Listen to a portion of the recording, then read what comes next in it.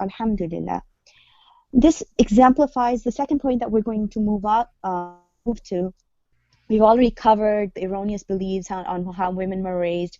The second reason reason that we want to cover is women experiencing incomplete and unsatisfactory intimacy with their husbands. So, Haleh, I'm going to direct this question to you. What have you heard from women in your professional life about this particular point, and especially from that comment that came in?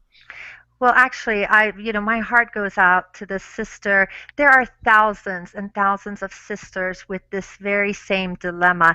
It is not uncommon. I hear it all the time. And you know what happens is that a lot of sisters actually repress a lot of their emotions. They want to play the role of a martyr in the relationship, and they want to have that mentality of being patient and enduring, which is all admirable and it's all good, mashallah. However, all of this suppression will one day, it's like a volcano that will erupt, and you have to be careful about that. That's why it's so important to discuss these issues, to have it resolved, and not to just sweep it under the rug. And what I have seen with regarding your question, that generally women are capable of experiencing climax. So they come in and they tell me that they're in their relationship, their husband is not able to fulfill them. And my first question is, are you capable of experiencing it? And they do claim that they do. But what happens is that either it is the lack of knowledge, because a lot of men, as you were saying, Hena, they are brought up in, maybe very either sheltered environment where they're, lowering their gaze, they have no interaction with women, so they have no experience dating or doing any of these things that we don't approve of within the Islamic text.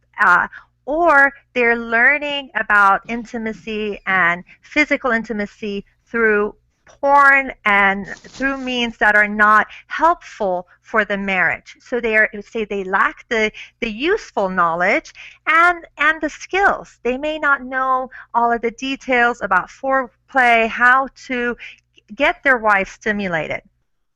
And another aspect of this is that they may not spend enough time during foreplay, and there's also these misconceptions that we've all been talking about. Saba, you mentioned it, about how a lot of men have this feeling that maybe their wives are just not capable. And if you think about it, if a man really believes that his wife is not capable, how hard is he going to try? He is going to convince himself that this is not going to happen and not put time or effort into it.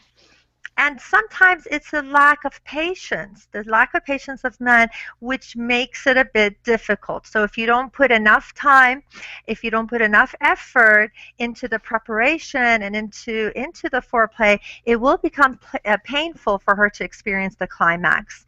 So I had actually one client who was so frustrated from this lack of climax that she would actually get into fights with her husband, because what happens is that the anxiety builds, the frustration builds, and like I said, these are all repressed emotions that will become explosive in one way or another.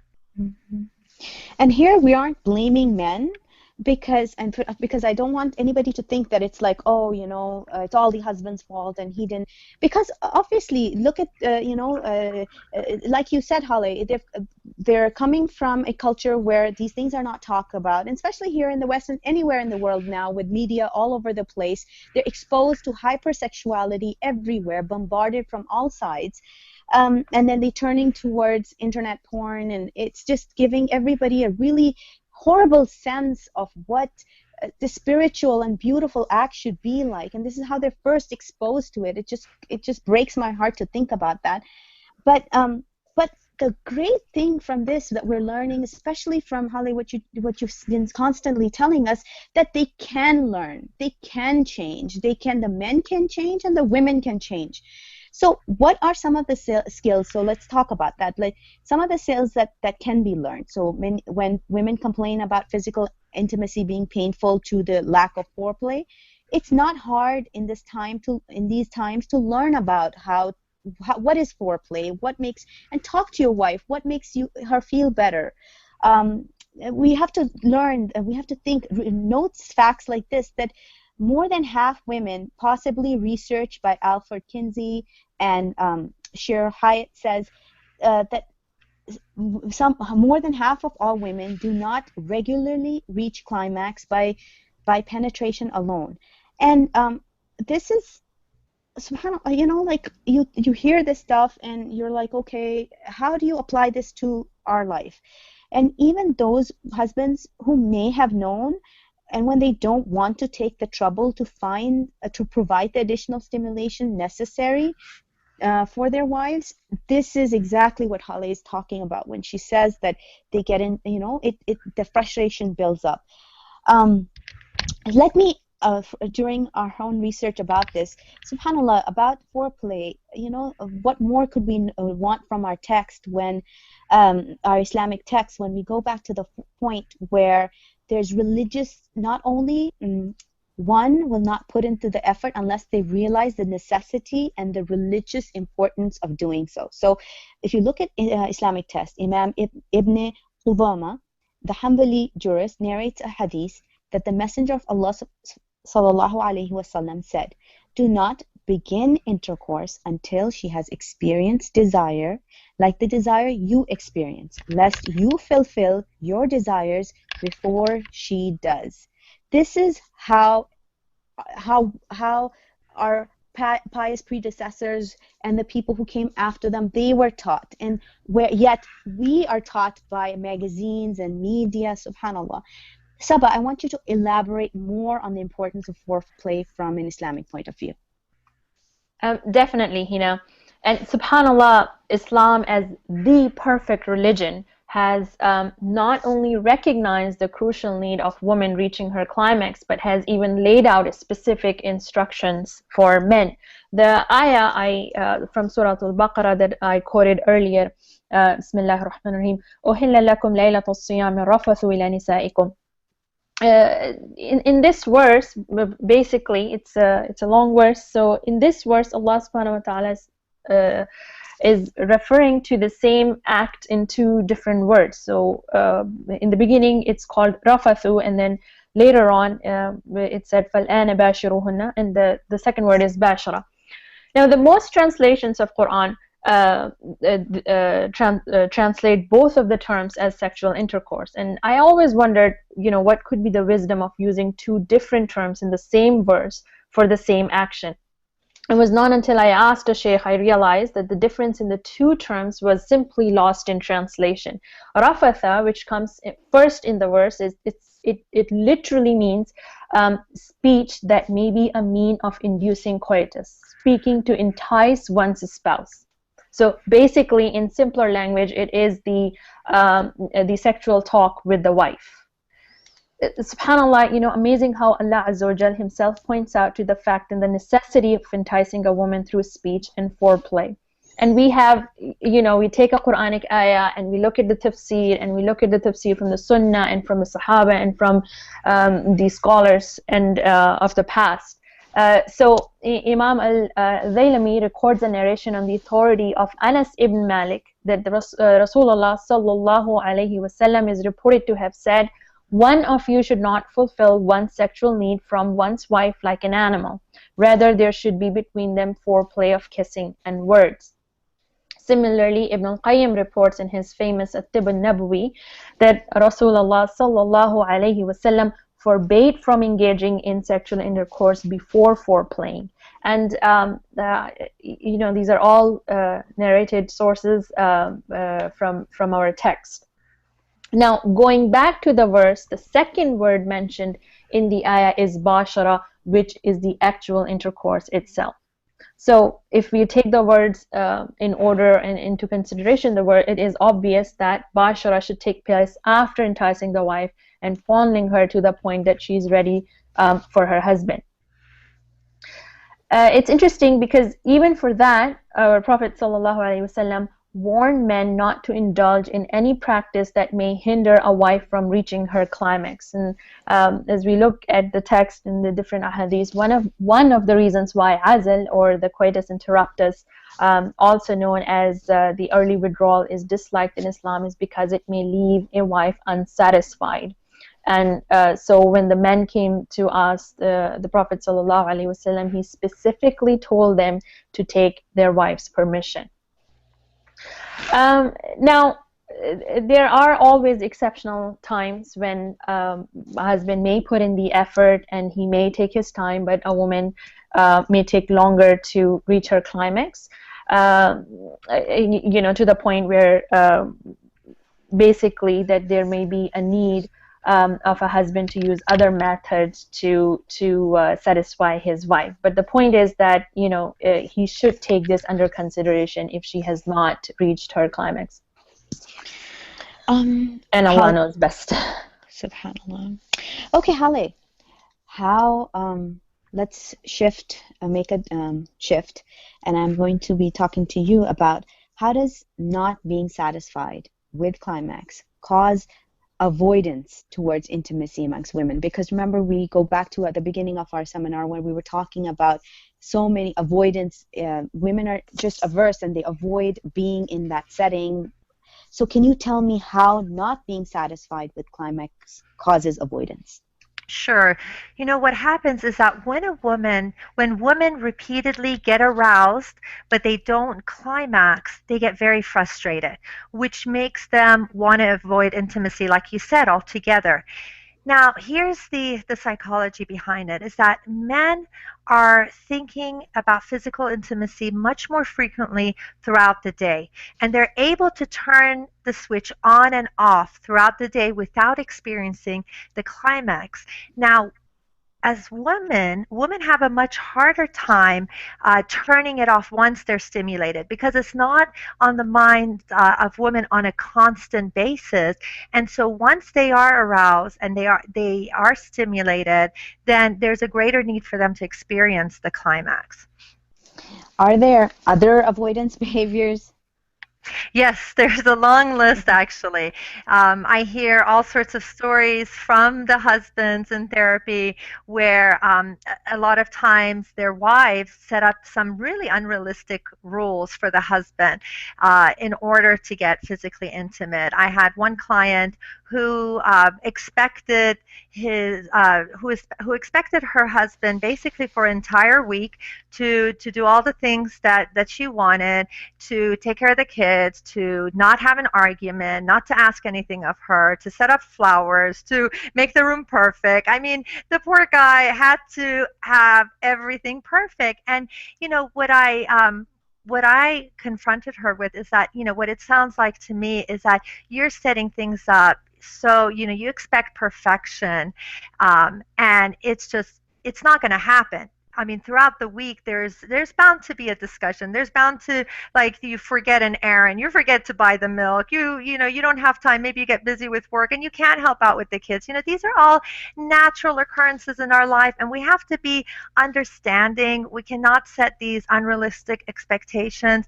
And I actually have a case where one of the husband is setting this kind of unrealistic expectation for their wife, wanting their wife to do everything just so perfectly in order to have it. Now, that's the exception, but it does happen.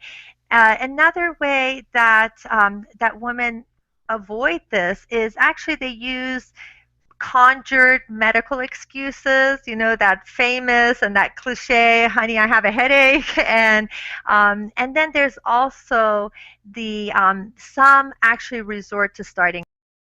I've had sisters actually admit to me that they don't want to get involved, and so, like, right before it's time to sleep, they start up a fight with their husband, so they wouldn't have to take part in the physical intimacy, unfortunately.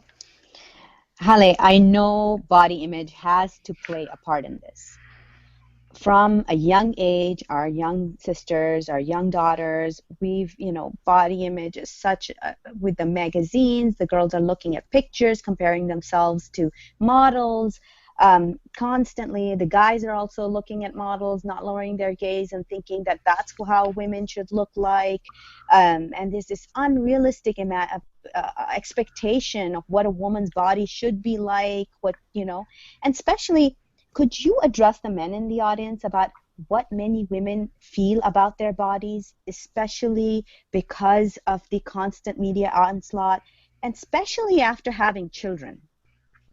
Yes, absolutely. Brothers, my dear brothers, most sisters are extremely insecure about their appearance. I don't care how beautiful you see them, how striking they may look, but when they look in the mirror, unfortunately, a lot of sisters have what's called a body dysmorphia. And this is where they view themselves very differently from how others view them.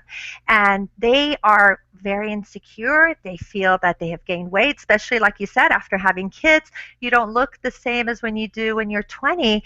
And so they become very self-conscious. And there's this feeling of, I'm not good enough, I'm not pretty enough, I'm inadequate. And because, like Hena, you said, we're always comparing ourselves as females to these, these supermodels who are on the cover of magazines. And I want to just make a point here and say that these models, these glossy images have been tainted with, they have been changed, and they have been airbrushed, so much so that you would not even recognize the person. And actually, it's funny, Cindy Crawford said, I want to look like Cindy Crawford. That's how different she looks on the magazines. And I think we have to remind ourselves that. I mean, I know I make a conscious effort to remind myself, looking at the magazines, that, you know what, this is just absolutely not real, because they do have the blemishes, they have all this. So now this is a side note. Going back to the brothers, what you can do, you play a big role in your wife's self-esteem, because like I said before, you are the only man that really gets to appreciate her beauty. So make her feel beautiful. Give her compliments. Give her sincere compliments, not the kind like snickering or sarcastic, oh yeah, you're really beautiful. No, I mean sincere compliments, things, look for her best features and make her really open her eyes to it. Because honestly, what happens a lot of times, sisters look in the mirror and all they see are the negative traits. So if you help build her self-image, her self-confidence, because once that happens, then she's going to be a lot more responsive to you.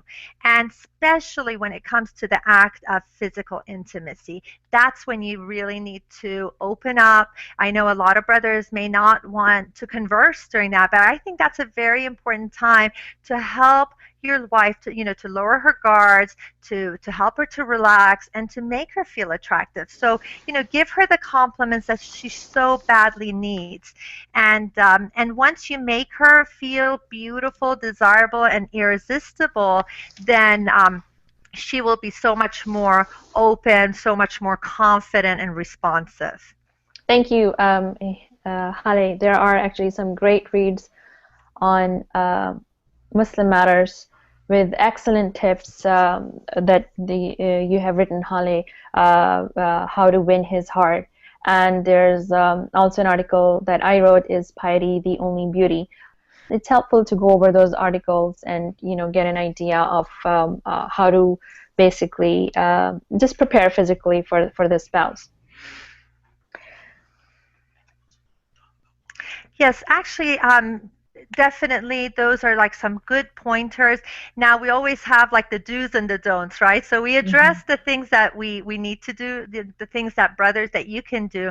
Now I'm going to give you the long list of things that you shouldn't do. It's actually not that long, but one of the most important things is never ever make fun or criticize your spouse's body when they are so vulnerable.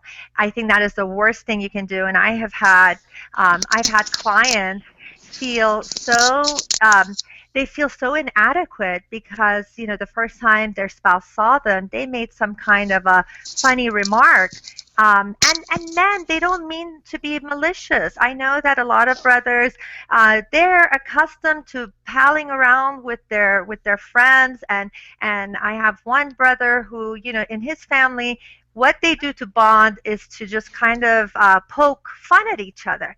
And he did this to his wife, and he started giving, just funny nicknames, and which were not so funny to her. and this actually really affects the sister. So I know that you don't mean it. I know that you're not there to be malicious or hurt her feelings, and you would never have dreamt that this would affect her so gravely. So the best thing to do is just make her feel confident, not to criticize. because a lot of times what brothers think is that, okay, I'm going to criticize her. I'm going to say, oh, it would be great if you look like that, if you could only be a size 6. And they don't realize that this really shuts down a woman. She will not change. She will actually she will rebel on a subconscious level. So since a big part of being aroused in many women is the mental. She needs to be there mentally. So she needs to feel alluring. She needs to feel beautiful to be able to perform physically. Now, addressing the sisters, because this is, it's a responsibility from both sides. Sisters, confidence is one of the most appealing aspects of a person. Regardless of your size, your shape, any of that, you have to feel you have to accept yourself. This acceptance is such an important aspect. I mean, I take sisters sometimes that have zero self-esteem and start building and giving them that feeling of, appreciate yourself. And it's about being grateful to Allah Azza wa Jal. And like Saba, you mentioned about my article, how to win his heart on Muslim matters. This actually does give a nice an outline on what sisters can do to prepare themselves to look your best, because it's really not about being like a supermodel. It's about being your best. And all of us know what it takes. It takes that going out, being physically active, watching what we're eating, and feeling and taking care of ourselves. How are we looking at home? How are we presenting ourselves? A lot of times when we're courting, a lot of sisters are just, they can't wait to see their spouse. They're just, they're dressing up, they're looking their best, and that's what actually appeals to the man. And we need to continue this throughout our marriage. And it's about being very grateful for the blessings you have, and realizing that men are visual creatures. They are visual, and they need to see you. I have had stories of women going and hiding in the closet to changing. All lights have to be off, and it has to be pitch black. And, I try to reason with them that your spouse, you are the only halal person for him. This is not fair. So if you deprive your husband of this halal outlet, guess what? He will resort to the haram. And I've had sisters who do this, and they get really upset when their husband turns to pornography. And I'm like, what? You're not leaving him a choice. We need to support our husbands. They are exposed to so much. Yes, definitely. Ali, do you think at that point, yes, obviously, and I just wanted to interject a little bit, 2 points. One, that men also need affirmation from their wives as well.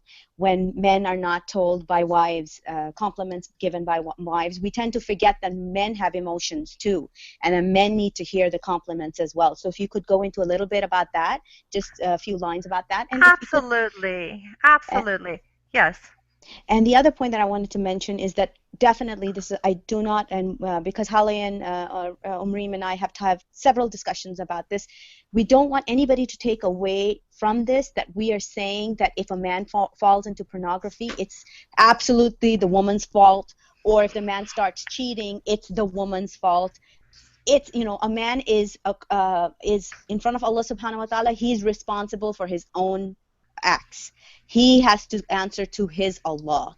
He will not be able to say, so we just wanted to reiterate that, because sometimes I know we get a lot of comments and stuff. Sorry, Hena, and I'm going to interject over here because I've been so passionate about this topic, the whole porn and sex addiction. And as you know, I'm doing the series on Muslim matters, and I have had actually a training under a certified sex addict therapist. So basically, this whole porn and sex, there are two reasons why, as Haleh is saying, that it is when a husband is lacking the physical satisfaction in the house, and not that his action is okay to do, but sometimes it's coming from the lack of his wife's interest in intimacy. But there is also a far majority that this porn and sex addiction is just, a psychological problem in men. I have had several clients, sisters and brothers, where they have a perfect intimate life. They say it's like their wives dress up, they work out, they actually have role playing, everything is happening in their intimate life, yet the husband has sexual addiction issues. So Saba, you're talking about some extreme examples. So these No, are not some all extreme mainstream. examples. No, I'm sorry, Hena, but these are not some extreme examples. Addiction is a psychological problem in men, and it cannot be traced back to the wife's lack of performance. And I'm so glad that both of you brought this up, and it did need some clarification, because it's like you said, we're not here to blame anyone. However, sometimes certain behaviors do lead to others, and it's this. I just wrote this article about masturbation, and we are seeing that people are writing in and confessing about their addiction to pornography. That it's and sometimes they think that it'll be resolved with marriage, and unfortunately that's not the case, because you have a lot of sisters writing in and saying, you know what, I'm happily married and I'm providing everything to my spouse, and yet he still has this addiction. So thank you for emphasizing that. Back to your question, Hena, as far as men needing compliments. Well, this is something I addressed at the beginning, as far as the top needs that men have. One of them is affirmation. Affirmation meaning that men need to be complimented. And a lot of times we forget that. We're so focused on getting the compliments that we may not be as verbose. I mean, he needs to feel attractive. You need to see what features that he has that you enjoy, that you appreciate. Make him feel attractive. And I think that it's all about how you make your spouse feel. The bottom line is, how do you make your wife or your husband, if they feel good, if they feel attractive, and if they feel appreciated, you will get so much out of them. And to continue with what we were talking about, as far as women and their body image, I remember a client that was actually, she was so beautiful. I mean, I was just stunned, mashallah, by her beauty, and she was a size 0. And yet she had this body dysmorphia that I was talking about, and she saw herself as fat. And so what it boils down to is that a lot of women, when they look in the mirror, their self-talk is that they're saying to themselves, I'm fat, I'm ugly, I have wrinkles. And I remember when I was doing the Celebrate Mercy, and the program was about transformation through tribulation. And one sister, who was really like at the lowest point of her life, saw this, and she's like, I want to transform. I want to transform through my difficulties. She came in for therapy, and we worked on this. And subhanAllah, something that I talked to her about that really clicked with her. And I want to share this with you today. Please go ahead. When she told me that she feels ugly, she was in an abusive relationship, unfortunately, and her husband really belittled her, made her feel so unattractive, and so her self-esteem was basically down to a 0. And I told her, when you look in the mirror and you are making all these criticism and all this negative self-talk, who are you criticizing? And every single sister I ask this to, they will reply, I'm criticizing myself. And I reframe it. I say, no, you're criticizing Allah. Allah created you. He made you the way you are. So when you are complaining about your features, about why you look like this, and why is this, and why is that, about your hair, about your body, you're actually criticizing Allah, astaghfirullah. And this, I cannot tell you, transformed her.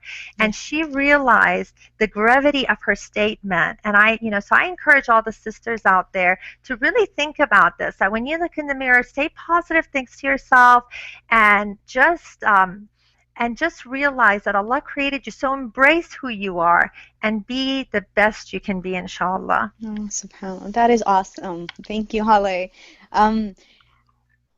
Compliment each other, thank each other, and thank Allah. Subhanallah. That is so. We that was such a positive note. I am going to bring Saba back into this discussion. And Saba, how